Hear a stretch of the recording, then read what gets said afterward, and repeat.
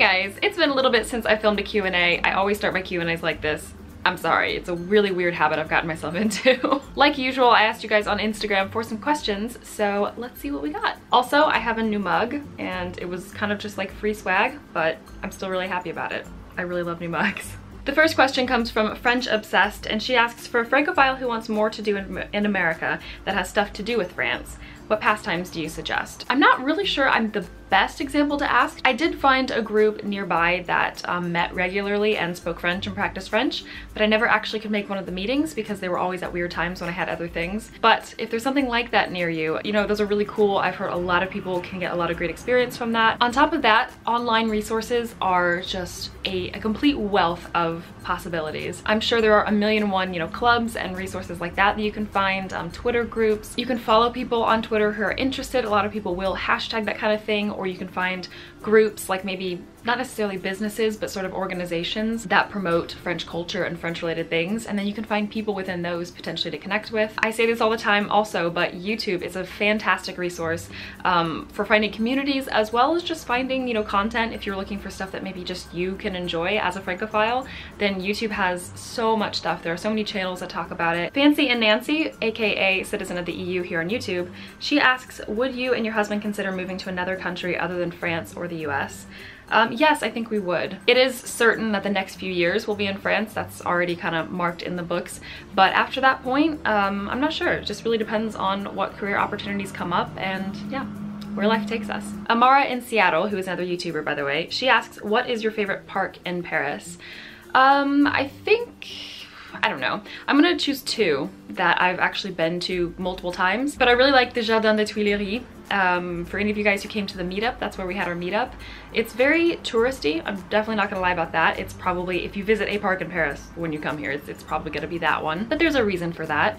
The location is amazing. The park itself is quite pretty, especially obviously in, you know, spring, summer, fall months. The second park that I really like is the Bois de Vincennes, and a lot of tourists probably do miss this one. The Chateau de Vincennes is a very pretty castle, and then there's the Bois de Vincennes, which translates as the woods of Vincennes. But it's not really a woods, it's a park, and it's quite pretty. Owen Griffin asks, any tips for making new friends or developing a support system when studying abroad?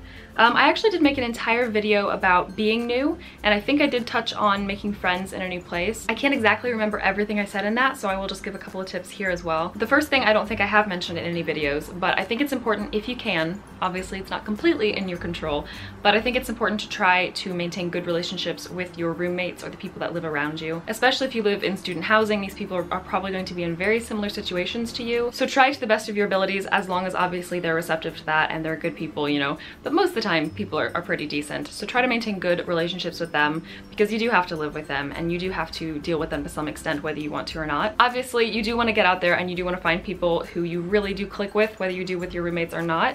And so I think it's really important to find events, anything that might be going on that you could go to. So if there are events for your class, if there are events for your year, or for a subject you're interested in, even if it's not a subject you're studying, but it's open to you as well, you know, get out there and try it and go to the event. And if it's terrible, then it's terrible and you've wasted, you know, maximum few hours. But if it's great, you could actually make some really, really amazing friends. That's exactly how I made all my friends when I was studying abroad for that entire year. I think most of my friends I met in just the first few weeks. Not that you have pressure, obviously, to meet your best friends in the first few weeks, but it's very possible if you just, you know, get out there and go to those events. And often there are events for students, especially right at the beginning of the year, because they know you need this. Look around for the events, go to as many as possible, and see who you meet. Ben Bastiani asks, what is the coolest thing about the UK?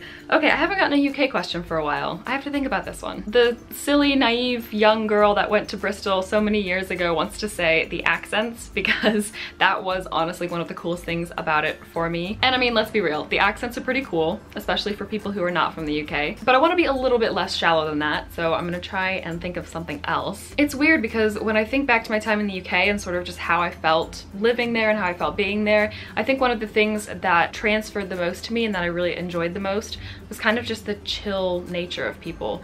And I don't know if that had more to do with Bristol, where I was living, or the people I happened to meet and surround myself with, or if it really is something, you know, about the UK specifically. Kind of just an easygoing, you know, not easily offended, not easily riled up into, you know, debating or talking about anything like that, but just kind of, you know, enjoying life. Maybe that doesn't really apply to a lot of other places, or, you know, maybe it's just my personal experience and what I thought from it, but yeah, that's something that I really liked. Next question is, are you married? Yes, I am married. There is a ring on it. Jay Swanson, another amazing YouTuber from Paris that you guys should check out, he left a very fascinating and in-depth comment to really produce some discussion in his Q&A video. He asked, how much wood could a woodchuck chuck if a woodchuck could chuck wood?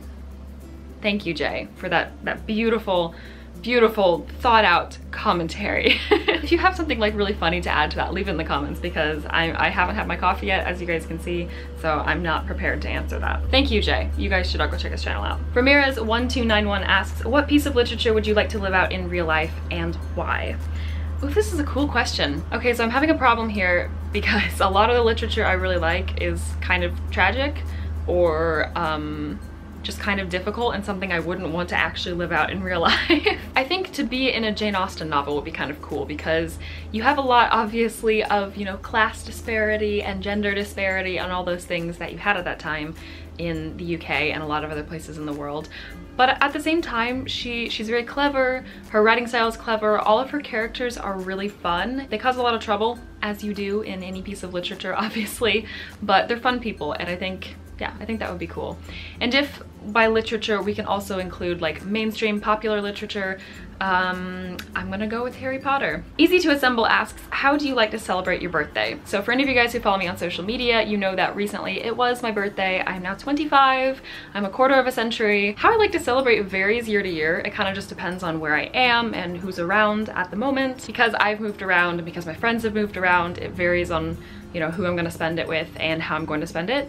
But typically I don't really like to do anything too crazy. I like to eat something that I really like, so it's probably gonna be pizza or tacos or something very basic like that, my favorite things. And usually I'll want to go out maybe for either for dinner or for a drink or for ice cream or something like that. I've gone to the movies on my birthday before, so nothing really fancy at all. But of course my real dream for my birthday is to have a Lord of the Rings marathon. But November is not the best time to be doing things like that. There's always too much crap going on in November. On that note, I am gonna wrap up this Q&A. Thank you guys all so much for sending in your questions. I always love seeing the different stuff that you guys ask me about, whether it's silly or very serious or, you know, anything really. I'll definitely be doing another Q&A at some point. Make sure you follow me on Twitter and Instagram just to stay updated with that kind of thing, because I typically ask for questions, typically on Instagram, but I will let you know on Twitter. As always, thank you guys all so much for watching, and I will see you soon.